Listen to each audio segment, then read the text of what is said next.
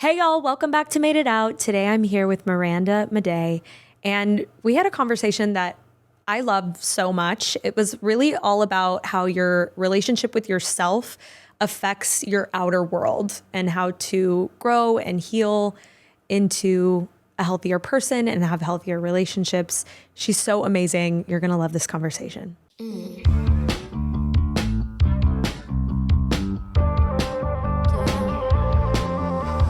Thank you so much for being here. Thank you for having me. Of course. I'm so happy to be here. We had an interesting conversation yesterday, and I feel like we're very aligned in like doing a lot of work on ourselves and like being really into that kind of thing. Yes. And we kind of talked about how your relationship with yourself evolves over time and then changes kind of your outer world as well. Yes. So I want to start at the beginning, like back when you were a kid and when you were growing up, what were some of the like messages that you heard or absorbed about yourself? It's a hard question because I feel like we all have narratives where we jump into with a question like that. Like I feel like my brain instantly goes to a place.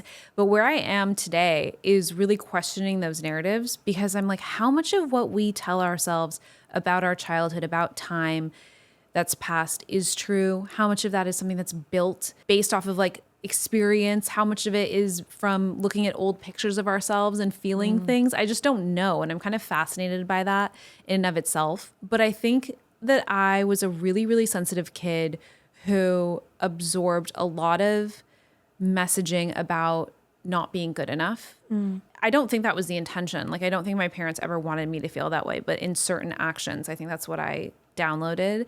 So I had a lot of insecurity and fear and kind of, am I deserving to be here type of feelings. But then on the other hand, I was very bold and outspoken and funny and wanted to kind of be seen. I think the Leo in me maybe. But yeah, that was a lot of, I think, like the beginning messaging. It was like two sides of a coin and both were a bit out of balance and both were big energies that I think had maybe someone in my life known how to guide with a little bit more awareness themselves could have made for a smoother childhood in certain ways. I really resonate with that. I have a brother who ended up being a professional athlete. He was the baby of the family. And I always wanted to sing and perform. And my parents are both athletes. And so they knew how to get him there. It was like a very like, and being an athlete is numbers. You can see the goal posts, you know, it's like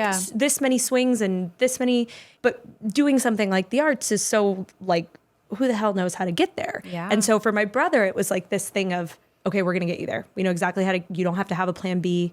This is what we're going to do. But for me, when it came to me, it was like, you need to have a backup plan. You need to, and I don't think that's how they meant it. They were protecting me, but it very much was absorbed the same way that you're saying of just like, you don't believe in my talent enough. I'm not good enough. Yeah. I did want to be seen. And I have Leo in my chart too. And I was like, look at me. And you know, I feel like it's taken me a really long time to kind of break out of that mold. And I'm still in it. In a lot of ways. It's so difficult. Those early imprintings, I think that they happen even earlier. I think they honestly happen when we're in the womb, some of it, because the transference is amazing. And understanding too that like when your grandmother is pregnant, that every egg that is in the body of a female is there, right? So that means when your grandmother is pregnant with your mother, you are technically within your mother. So there is really intense connection that we haven't, I don't think, understood. And if you know, your mother has a high stress pregnancy or is going through whatever, that energetic is going to be passed to that baby. And so the transition of just pain, and I think the transference of pain and suffering and confusion and stuff, because sometimes for me, I'm kind of like, why do I think or feel this way? Like, it doesn't feel like it's mine, but it's here in my body and I'm dealing with it. It's confusing. And I think that, you know, for me, like my mom specifically, because of her experiences as a child, wanted to make sure that her kids did not want for anything, that they did not feel fear, that they felt really, really taken care of. And then what happens there is you have kind of an overbearing parent who develops codependent tendencies with a child. And then because a child needs boundaries and a child needs guidance to feel safe, my mom's interpretation of like, if I set a boundary and Miranda freaks out, she's unhappy and therefore I'm causing unhappiness. So then she'd like remove the boundary, right? So then I'm totally unsafe and I'm kind of free falling. Versus when a parent says, here's the boundary and and we're sticking to it, or this is the rule, they're showing you that you're worth the fight. And that is a subconscious way of showing worth. So when you were talking about your parents, it's kind of like, I hear in my head, they had the roadmap to your brother. For you, they want to protect you. But the thing to do to show you that you were worthy of the exploration into the arts was to say, yeah, okay, we'll figure it out together. And you're worth figuring this out. And it's not so much we have to set you up for a plan B. It's understanding that like sometimes life has its own ideas and it's going to take you down a different path, but like we got you and we'll figure it out together. And that's a different kind of security and resilience that then you build out of a situation that you otherwise wouldn't get. Yeah. You get where I'm going with it? Yeah. It's interesting though, because I feel like to have that, then the parent has to truly believe that. And I think my parents struggled with that a lot, like protecting themselves from failure or like, you know, not doing the thing because they were afraid to fail at the thing. Yes. And that's become something that I've really had to break away from. Yeah. And they project. Like that's the thing too that's so interesting, I think, about having kids. And also not even just children, I think in any kind of relationship, we end up projecting things onto the person that we're in relationship with. And that's why people will say, you know, like when you're in a relationship, it's the greatest mirror. Because if you actually understand that, then you realize that most of what you're playing out is your own stuff. So it's like parents who have fear of failure are going to say, I never want my kid to fail. And therefore they're not allowing that being to understand what failure can bring. And there's so much to learn in failing. And there's so much to take away from an experience where you didn't maybe meet your own expectation, but you do it again and you're stronger and you're more confident. And those are like beautiful things to learn, I think, and make life easier to navigate as you get older. How did these early kind of imprintations intertwine with your sexuality? Did you know early on? No, I didn't. And you know, it's really interesting when it comes to my sexuality because I never have felt like I had to say like, I'm a lesbian or I'm gay. I really felt like who I'm attracted to is who I'm attracted to. And bisexual never felt, I don't know, it's just like it's not sexy. Like, I don't know. It doesn't resonate with me. So what I knew was I felt safer around women. That was what I knew. I knew that I felt like women saw me. And so from a young age, I was drawn to being around older women because they were kind to me. It wasn't sexual. It was just kind of like, I want to be in spaces like I was with my mom a lot. I was with her girlfriends. So it just felt like, oh, this is a safe space. And this is where people are like engaging with me. Men to me always felt kind of like threatening and scary for as long as I could remember. Like even my friends who had older brothers or younger brothers, mainly older brothers, I just always felt so intimidated and shy. And like if I was around a man, I had to be more concerned about my appearance and looking dumb. And I felt like I somehow always ended up as the butt of a joke. So those were like my first real awarenesses. By the time I was in high school or junior high even, I fully only had crushes on boys. I didn't have a first interaction though with anybody sexually or whatever until I was in my senior year of high school. Oh, wow. So I was a super late bloomer and that was with my boyfriend. All my firsts happened there.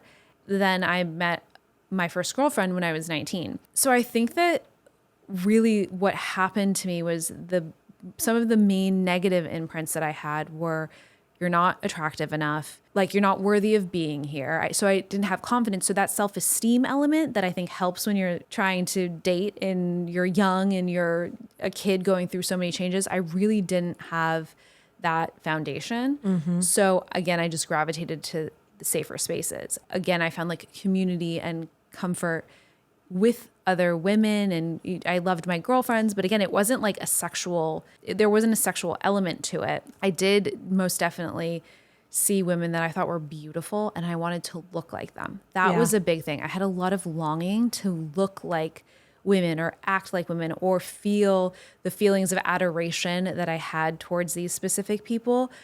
I wanted someone to feel that way about me. And that's really where it started. So I think that's all just like lost little girl energy. When do you feel like you shed that? Within my Raven and I have been married for 5 years, and I think that it's been an ongoing thing for me. I think these messages and this pattern is so strong. It's hard. I think it's been a gradual process of shedding, but really becoming more and more secure in my relationship with Raven has really helped me kind of release a lot of those thoughts about myself. There's just they can still be there, but they don't have the same kind of power. Whereas like a voice like that could take over my brain, let's say 10, 15 years ago. Today it won't, but it's still hard. I mean, it still can kind of like rear its head towards me. And I think that in terms of the sexuality element, again, because I never really sat with it and I was so much more like, let me just see where I go. When I met Raven, it was really interesting because it was like this very strong force and knowing in me that was like, and as somebody who is not the most confident and kind of would like question myself and think, oh, can I do this better or differently, blah, blah. Meeting Raven, I was like, that's my person. No questions, like absolutely certain. And therefore I was so direct about it. I knew that like I could put my energy towards that and really like invest in this relationship and get to know her and it would be successful. And it has been as a result. So that level of confidence also was great to feel because I don't really like embody, or I hadn't really embodied that much before. I feel like I had a similar moment with Mathilde, but I had to be alone. Like I had to do a lot of growing within myself to even be ready for that kind of relationship. Do you feel like you had a period where... Yeah, actually, after meeting Raven, because Raven and I met in 2015. We dated for about like 9 months, went to New York together because when we met, she was literally leaving to go do The View. But then we broke up. And during that period of time, we broke up for 3 years. Wow. Yeah. And during that 3-year period, I had a lot of growth and understanding. Raven and I both got into different relationships and they were big lesson relationships. Yeah, absolutely. So I think that time apart was invaluable. And then we were able to come back as the people we needed to be for each other.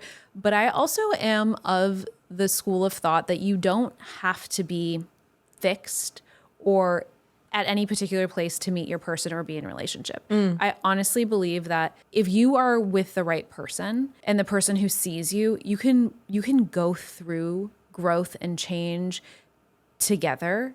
And for me, so much of the stuff I think that I have had to work through is based in relationship. So learning how to feel secure and attach securely and understanding that like this person is still going to be there, facing those abandonment issues, understanding that if I show up and show somebody who I am on my worst day, that I don't scare them away, that is huge. And I could only really do that work and face those feelings in myself with somebody. And it's about finding the right partner who allows you the space, because it's not for the partner to fix by any means. You're doing the work, but it's the partner who's saying, I am secure enough in myself to be here to let my partner work through the shit they have to work through and be a loving, solid, secure force for them. And that's something that we both have really given each other and will continue to give each other. This feels so just like relevant in my life right now because I feel like I had a time in my life that I had to do so much work on myself. And then I got to a point where I was like, okay, I'm ready for a relationship like this. And now when I got into my current relationship, I was like, I am so perfect. Like, I am great. I did so much work on myself. I'm fixed. Red flag. Oh my God. Then I got in this relationship and I was like, I suck. I am the worst. Like it truly is like when you are with a safe, and because I was dating people who were worse than me. So I was looking at myself like, oh, I'm the good one, you know? And now I'm with Mathilde, who's like so secure and steadfast and just like an anchor. And so it's really made me look inward and be like, whoa, okay, there's so much work that is still left to be done. And like what you're saying, I feel like I've done the most work I ever have in my life within this relationship. Yeah. And at first it was like a lot of work on myself and just like being in a relationship that I wasn't worried about the attachment, that stuff. So then I could kind of face some of my old family stuff. And now we've come to a point where like, we just went through a little bit of a rough patch because I think now in reflection, I wasn't stable enough and secure enough for her to go through a hard time. And so now I'm realizing like, okay, hold on. I have to really regulate myself and be really steady within myself so that she can have the same safe place that she's given me. But it like took a little bit of a rough patch for me to be like, whoa, okay, I need to kind of maneuver differently and figure out what I'm doing so that we can both grow and change. And yeah. I mean, first of all, I think that if you're not growing or changing or going through shit, you're not doing it right. Like, I think that there is no such thing as I'm perfect and I'm done doing the work, because life changes as you get older. I mean, time is so amazing. Like, I just turned 38, and to just even have the perspective now that I do and understanding time better, hearing and remembering things that like my parents had said about just like getting older and, you know, the days going more quickly, it makes sense. And they only really make sense once you hit those moments. So I think that like that is why the work continues. Also, what you were saying about, you know, being stable enough to handle her hard stuff. It's interesting to me because if her hard stuff triggers your stuff, it's difficult to be strong. That's another level of work where you have to like absorb the information that your partner's just given you, feel the reaction, and then not speak on the reaction. You know what I mean? Like you have to then, that's knowing how to self-soothe and trusting your relationship enough to not feel threatened by whatever has just happened. And I kind of had that moment recently where Raven was saying to me, you know, if I do this thing, there's going to be a change. And change is so scary to me. And I was like, well, what does that mean? I want answers. And what kind of change? And my brain instantly goes to, if there's change, the change means that Raven is not going to like Miranda anymore. Raven's not going to be in love with Miranda.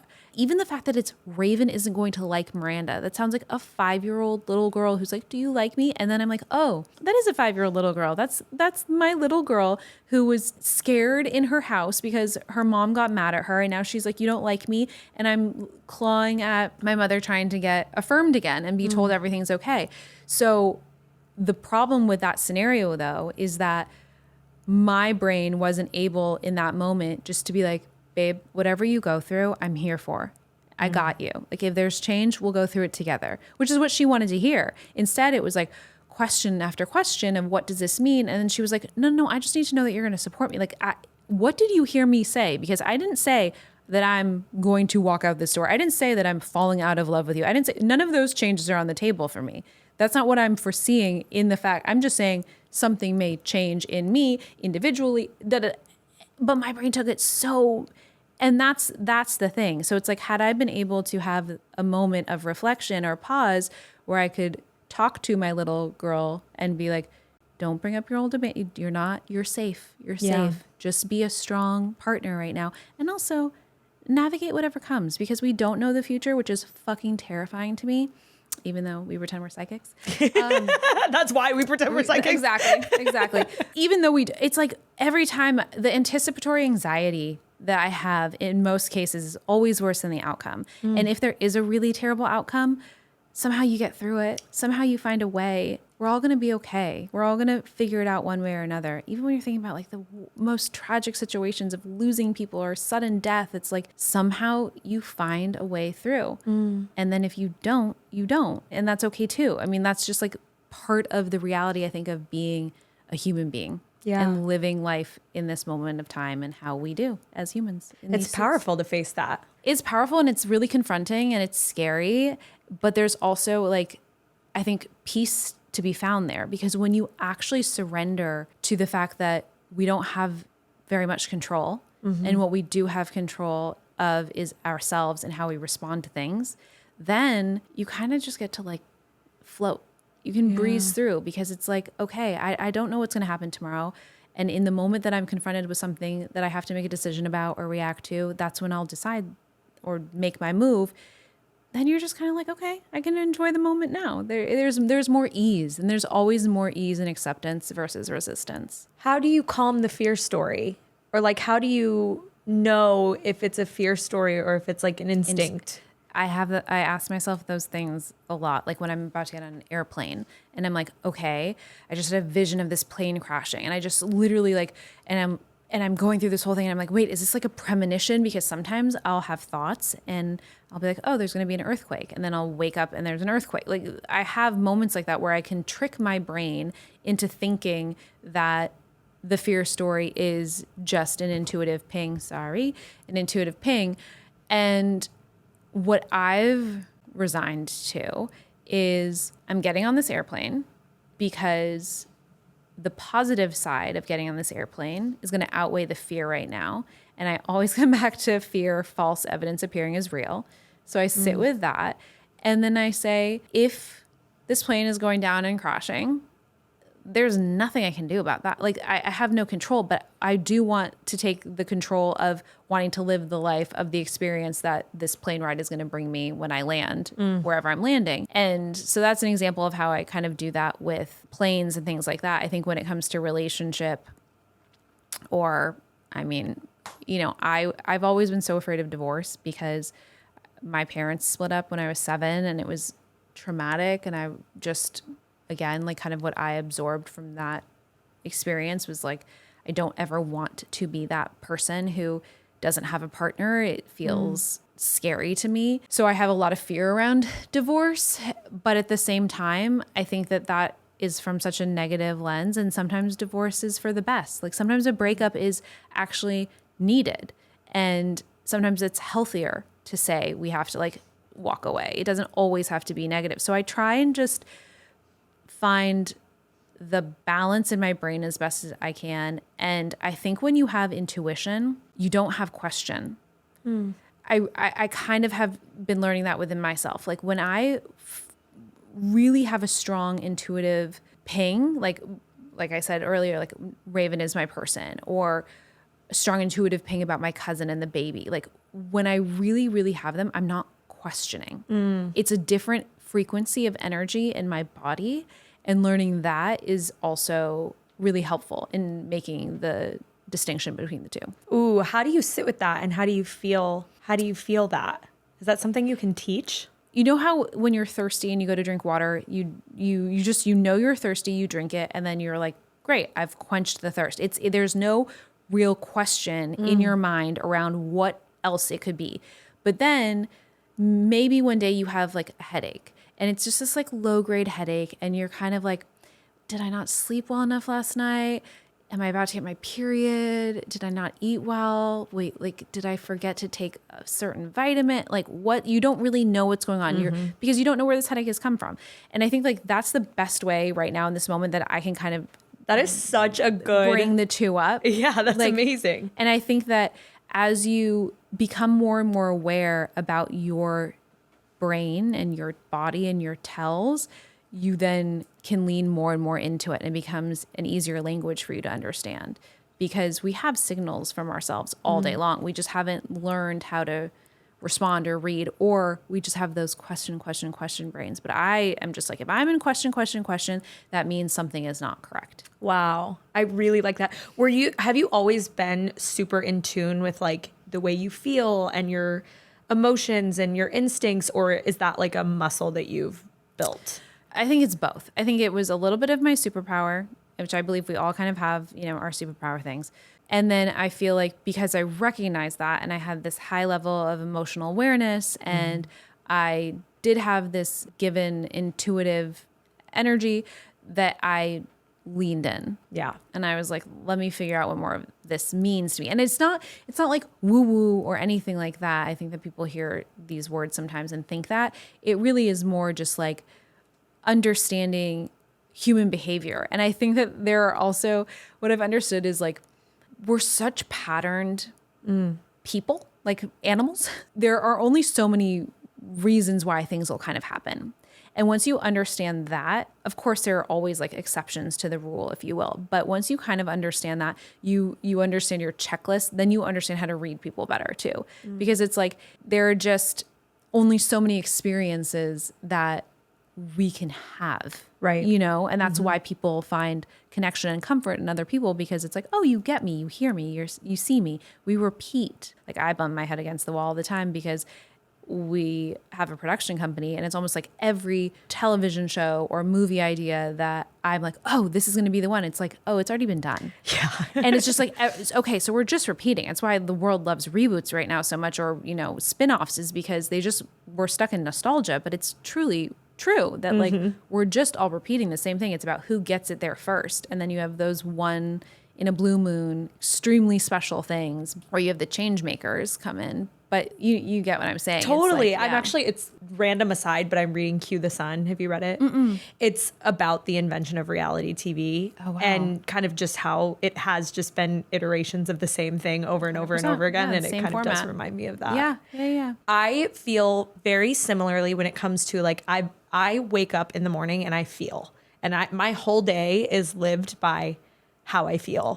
And Matilde is very different, and like she's not as connected to her feelings. And so it's been a really interesting like thing to see someone who isn't and like try to explain to like how that just naturally happens for me. So I think it's interesting that you're saying like if you can track what the body is doing and then work backwards and say like, oh, okay, well, there's only so many things that could be going on to make this happen. Then that is like, an interesting way to get in touch with your feelings. Yeah. There are people who hear the word feelings and instantly kind of go, yuck. Like, I don't want to. Then there are people kind of like us who are such big feelers. I think understanding both are important and also finding balance in both, because you don't want to be an extreme on either one. Yeah. And I think for me as a big feeler, what I've had to understand is, like we were saying earlier, why do I feel this way and where did it come from? What maybe like transferred onto me that isn't mine, number one. Number two, when you are sensitive or you have a really big imagination or you're an empath, you will absorb so much more. Like I remember having these visions of myself, like putting up a brick wall, putting a bubble around myself, because there are things that can happen that will just, in the past, I've gotten a lot better, but there were things that weren't mine to deal with that I'd be like really having an emotional reaction to. Yeah. And a lot of that actually lived in like medical fear. So it's like if I had a family friend or I heard a story about somebody becoming ill, I would instantly be like, oh my God, do I have that? And I would make myself sick with the fear of having the thing. That made me feel so out of control in my body, because I was like, what's happening? You know what I mean? Like I heard this terrible story about somebody having cancer, and now I'm like having these symptoms of like stomach pain and this, and that's wild. Like I shouldn't be that susceptible to information, especially when the world is as charged as it is. So like that's where I think you have to like have a good buffer, but then to be completely shut down and to not want to go into your own feelings or into your own emotional space, that to me, the first question is like, what are you afraid of? And what protection and defense mechanism did you have to learn about feelings? Like what was happening in your childhood or your early adolescence that was so scary to you or so big or felt so out of control that you responded with that? Because a lot of times people that do have that response either have parents who were really, really volatile. They saw a lot of arguing, disruption in their household. There was a lot of stress and anxiety. There were maybe big outbursts. And because of that, it's like, no, nothing. And that's protection. That's a defense mechanism. And that's, again, the work that has to be done. And I feel like most people who are either big feelers or people who don't want to feel find each other. Of course. Because then you learn how to balance each other. Of course. Yeah. I feel like I've really been seeing the difference in conflict, because I think like Matilde is so good at like picking the energy back up after a conflict. And like I would be like, no, we have to process this for days, because like that is my way. I'm just like such a processor. And so I've really learned like, oh no, actually part of the repair is like shutting down the emotions and shutting down the processing, which 100%. I'm like 32 just now learning this, but I mean, whatever, at least I'm here. Yeah, but it's taken like, rough patches to be like, oh, okay, maybe your way is kind of right too.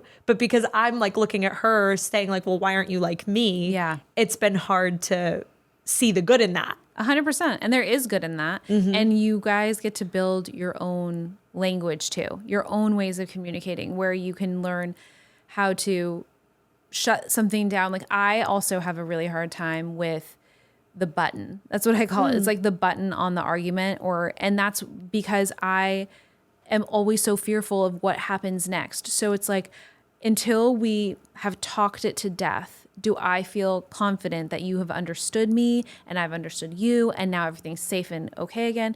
And sometimes you don't, most of the time actually, you don't have to do all of that, especially if you're speaking the same language as your partner. It's like, this, we just missed each other. Now we're back here. You've said sorry. I've said sorry if there needs to be sorries.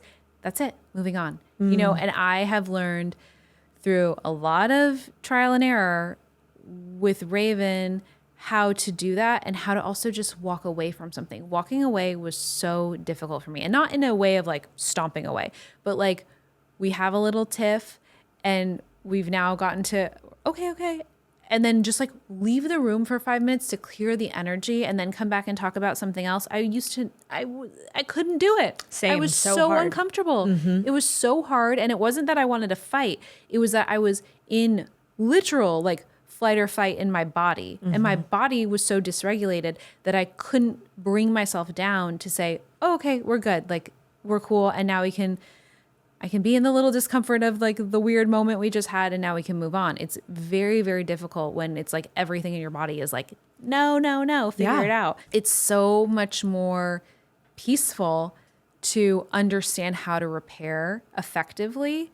And I don't think many of us actually really know what that looks like, or we haven't done the work to discover what the versions of repair need to look like in the relationships we're in. Yeah. I think we're like very much in that spot right now of like really starting to understand how we can both feel okay after conflict. How do you feel like in those moments where like your alarm bells are just like flaring, how do you bring yourself back down to earth? Because this is what I'm really focused on right now. It's this. It's literally breathing. When you just slow yourself down with real, and I know these are things like we've all heard people say, and it's like, okay, yeah, breathing, cool. Counting to 10, okay, whatever.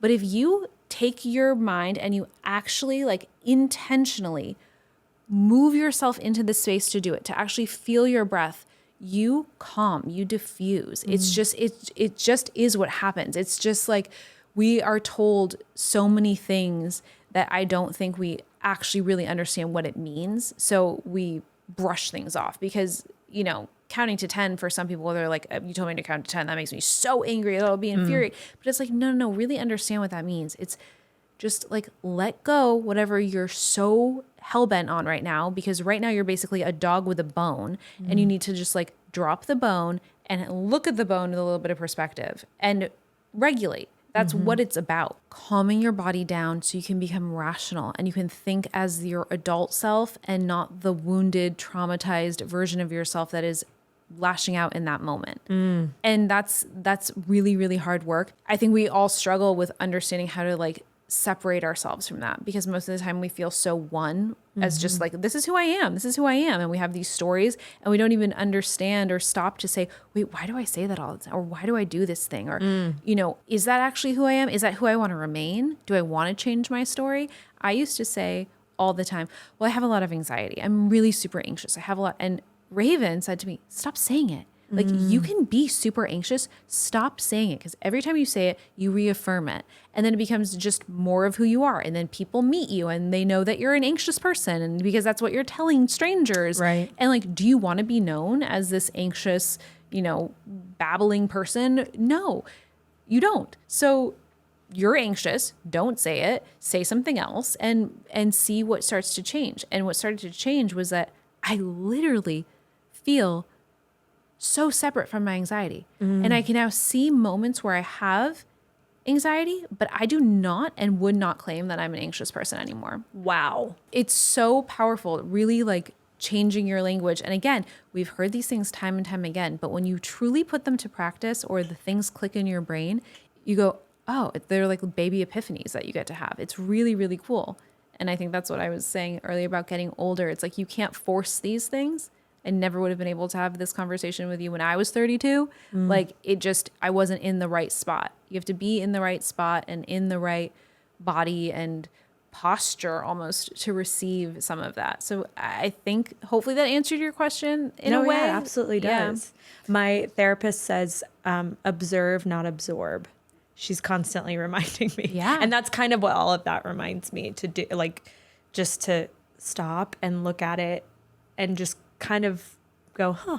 Yeah. Like be curious about it instead of Totally. judging it and being Totally. like, this is bad or this is, you know. It is really hard to do. It's really hard to do, especially if you don't have a really strong foundation in yourself and feel really secure, or if you don't have a relationship that offers you that. Because what we're talking about too is like when you're able to pull yourself back and count, you have to know the other things in your brain to get there. Meaning you have to know that like no matter the outcome of anything, like I've always got myself. And that can mean like, I know I'm financially secure. I know that I have a great family and friends that are like a support system. I know that I'm my own really good friend and caretaker. And these are like in the subconscious of your brain when you're having these interactions. You're not actively thinking those things, but if you can check those things off in your brain and those aren't present concerns, then you can have the space to react differently. Right. You get what I'm saying? Because there are people who are in, let's say, unhealthy relationships where if there is an argument, they are going to have a much harder time maybe regulating themselves because they know how dysregulating this could go if they don't do a certain something. Totally. Or if they don't diffuse a person in a certain way. And that's a big red flag for that person to then understand that they're probably not in a good place. Like we're getting signals and we're being told things all the time. It's whether or not we're able to receive them, see them, or take action on them based upon our circumstances. Yeah, I will say the more I have been able to heal myself and the more I've been in situations where I feel safe to heal myself, I realize how privileged that is. Yeah.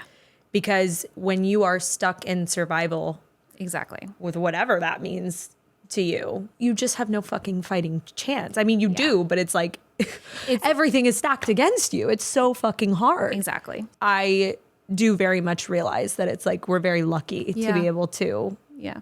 think this way and have these conversations. If you had to give somebody one piece of advice and they really are like struggling and just in the middle of it, and they can make just one move to better things for themselves, what would that be? And they're struggling like in all aspects of their life or just in a relationship? Or... just with their relationship with themselves. And maybe that's, you know, making their outer world tougher. If you're super, super struggling with your relationship with yourself, take a small bit of time every single day. It can be literally 30 seconds, but remind yourself something about yourself that you enjoy or like about yourself. And enjoy could even feel like too strong of a word for a person who's really in a terrible place, but it's finding something within yourself that allows you to feel some kind of connection to yourself. And there's so many like kind of cliched ones that we've heard, like look at a baby picture of yourself. You know, I had a therapist once tell me, make your screensaver a picture of yourself as a little girl. And I was like, I don't want to do that. Like I had such aversion to it. And I was like, that's probably information right there. Like, why do I have such aversion to that idea? But I did. It's just trying to do anything with yourself that allows you to go, that was cool that I did that. And a really good way to build self-esteem is to actually help other people. So I would say if someone is really like hating themselves or in self-loathing or feels like they just don't belong or whatever it is, go do something kind for somebody else. Just take one moment out of your day to like help someone at the grocery store or treat someone if you can, you know, buy someone their drink or take a moment to have a conversation with a stranger. Those are all acts that will hopefully help that person feel better in themselves and in their body. And then in time, you kind of build. You build. Yeah. I love that. And it's so in line with usually what my first step would be, which is gratitude. Yeah. I think it's like the more you can just stop and be like, okay, things will never be like this right now again. And yes, maybe that's a good thing. Maybe that's a bad thing. Maybe that's a good thing. I don't know. But if you can see like for example, I had a dog who was like my first dog. I got him when I was like 17. He got cancer and I knew he had like a very finite window until he was going to be gone. And so I would just sit there and be like, I'm so grateful that he is here right now, you know, and things won't be like this probably in 6 months, but like right now, and just like anchor into the present and what you have in the present. And I think that is something that has been like tried and true when I'm in a bad place and I can just say like, this is what I am thankful for. Even if it's just like, I have clean water to take a shower in. Totally. Yeah. And, you know, I don't need anything today. Yeah. You know, I think that's so important and can be one of those building blocks of like getting back to. 100%. Question about your dog. Would you ever freeze dry your animals? Freeze dry? Yes. Well, I wish I would have fucking known about this. Have you heard about this? No. Because I just saw this and it's wild. It's not taxidermy. All I know is that with a freeze dried animal, they take all of the organs and the moisture out of the body and then they freeze dry it in like one position. Taxidermy is something different because I think they like embalm stuff it, it, right? And stuff it. Yeah. Freeze drying though is quite a thing. And I saw this woman who had freeze dried her cat. Okay. And he was like stuck in this freeze dried position and she's like stroking him and petting him. She had his heart freeze dried and she had this whole shrine to him. And I was like, this is wild. That's No a U-Haul or judgment. U-Ghost. For sure. You can use it. You could, no credit needed. It's yours. I mean, look, I was so attached to this dog. So like, would you consider doing something like that? I literally like I always thought about him dying and I was like, what am I going to do? Like, what am I going to do when he dies? And taxidermy was on that list, but Wow. it went off. But what I will say is I did have a really big panic when he did pass. And well, actually a couple weeks before he passed, I was calling grave sites to see if I could bury him there and then be buried Wait, next to him. oh, no, you weren't. I swear to ask like Matilda. I was Forest freaking Lawn, out. you're like, hello? Oh my I God, just poor was like freaking out. Like baby. then I was like Googling like, can I bury him? Like, can we bury him in the yard? Like I just was like panicking. You didn't just want his ashes? Well, so that's what we ended up doing. But like then the day, because Matilda, I was like, we got land, whatever. I was like, let me bury him on the land. She was like, no, because then you'll never let me sell it. Like we can't bury him here. You'll never let me sell a house. So it was just like this whole thing. So then I was trying to see if I could be buried anywhere with him. You know That's what you not need to do? possible. Have you?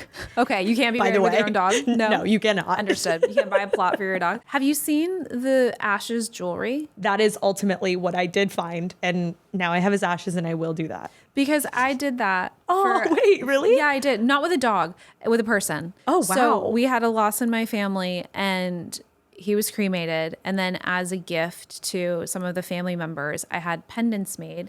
It's really lovely. Like, and they're really beautiful. And there was a company, they're based out of New York. You send like a tablespoon or a teaspoon. It's a very finite amount of the ashes. And then they were sent to New York and then they make the jewelry in London. So I was like, oh, he's going on a whole trip. Like, this is wild. Like this is great. So they made them in London and yeah, it's just like a small pendant and then the ashes are within and I chose like a little diamond halo around it, but very simple. But then it's like on you and it's pretty and it's like near your heart and that's something you could do. Okay, I have one more question for you. Yes. I ask everyone. Yes. What are you working on in therapy or self-development wise? Like what is your focus right now? My current focus is continuing to move forward because especially I think in work, I have lofty ambitions and I work really, really hard on the things that we're building and that I'm building. And it's been a challenging experience to receive, I think, as much. I don't even want to say the word hate, but it is what it is. Like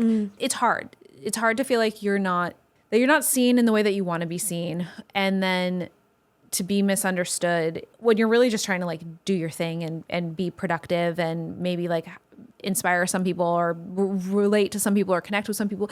So I think that because there's been a lot of that to navigate, I'm really just trying to like focus on my goals and not lean into any additional chatter and really, really stay strong in my foundation. And that foundation, as we talked about in this podcast, you know, it's been a journey to feel strong in my foundation, but it's becoming so much stronger that it's easier to now do that and to really kind of go, I like what I said here, or I like what I'm doing, or I like how I look today. All of those things that then make me feel a little bit better about just being me. It is like building blocks and then you get away from Totally. it and you're like, okay, hold on. I just got to go back to basics and that's where I feel very similarly, like just getting back to like, yeah, breathe, Exactly. anchor, you're okay. Yeah. All this is going on out here, but like you're going to be good here. And just remembering too that like we're all here trying to do some version of this, which is like survive, be happy, be productive. relax. Like we're literally all in this shared experience and it's not that serious. Yeah. We trick ourselves into thinking that it's this big deal, but it's not. And the noise and the chatter is distraction from the simplicity of what it actually means to be alive. That's one of the things that I've really understood is that there's so much noise because they, whoever the they are, don't want people to remember that we have everything we need inside of us. We really, really do. And when you're connected to yourself, you're powerful, and power scares people. Yeah. Because if you're powerful or if you're not, you know, an ant in a line or you have a difference of opinion or a different way that you want to live your life, it's a threat. It's a threat. And that scares the people who technically have the power but have the money to influence. But it's not that serious. We play a game. Okay, I love a game. It's called You Holler, You Ghost. They're perfect in every single way except for this one like little quirk. She's a professional ghost hunter. But she's perfect in every other way. Yeah, but this is her profession. It's giving like The Conjuring. It's giving, right? Yeah. I think I'd U-Haul. Really? Yeah, you're hunting ghosts. Yeah, I but what mean, if she brings those ghosts home? Well, we would definitely have like a ritual. We would have her. It's like you're taking your shoes off and then we're cleansed. Like there's a thing. There'd be conversation for sure.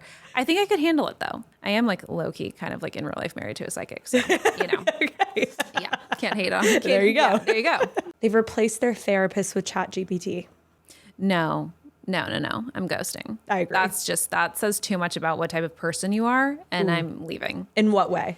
In the sense that if you are already going to be developing relationships with a non-human being in that heavy of a setting, like meaning you're looking to a robot essentially to give you advice. I think in small doses, ChatGPT is really, really helpful. But the relationship that people even develop with like video gaming world is so toxic and so slippery to me. Social media, even it's just another wall. And I would not want to have to navigate that because you lose people, I think, in a way to those things. And I want somebody who like understands human connection. And if you're taking something like therapy, which is really about connection and working through your shit and working it out with a human being to then maybe even like bring things into our relationship. No, if you're learning, so right. yeah, Because I haven't really thought about it in the way of like therapy is it mirrors how you 1,000%. act in yeah, like real life. Yeah. So if you are just like chatting it up with ChatGPT every day and it's so affirming and it's so, then you do like that is going to mold your relationships Totally. outside of that. Totally. So, you're so right. You ghost, like that ghost hunter. ghost, yes, ghosted hard. Okay. What about every day they check their co-star and you know, those like do's and don'ts. Yes, kind of. And the do's will be like, what do they say? Like redecorating, hot bath. So they paper plates. follow all of that. They do them. That sounds like I'm dealing with somebody who has OCD, and they're perfect everywhere else. I would like soft U-Haul because I feel like here I am trying to fix them. I would have a lot of compassion for the OCD element of that personality. And I would maybe in time suggest that we like move it elsewhere, but also do you. If that helps you and you have to do those things and then we can like move on with our life and we're having fun and we're like traveling and doing things and building together and you just have to do this and it's not hindering you. Okay. Yeah. You know what I mean? Yeah. U-Haul, I guess. Soft U-Haul. You know what though? Honestly, there are mornings when I have woken up and to the sounds of things moving and I come down and Raven has moved like everything in the living room. And she's like, just like, she's like, I had a moment. Or she's like fully organizing a closet. And I'm like, okay. But I kind of like that because that's like your intuition said, wake up and move that couch. Seriously. And you did it. And that's what she says that happens to her. And I don't relate to that at all because my intuition never wakes up and says, let's move this couch, like, ever. It's like, let's go sit on this couch. Like it's not that. And if we are moving the couch, we're like sitting down and redesigning the living room. It's intentional and it's going to like stay as is.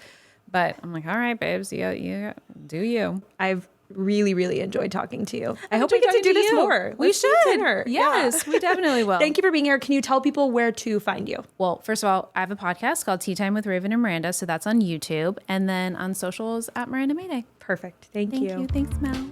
Thank y'all for listening to today's episode. As always, help us spread the gay agenda by writing an Apple review, rating us on Spotify, and sharing with everyone you've ever met. And if you haven't yet, join our subscription community, Made It In, for exclusive Made It Out media shows, content, and chat rooms at madeitout.supercast.com. Made It Out is produced by Matilde Jordan and worked on solely by lesbians. First time with a girl, why was I ever with men? What was I doing?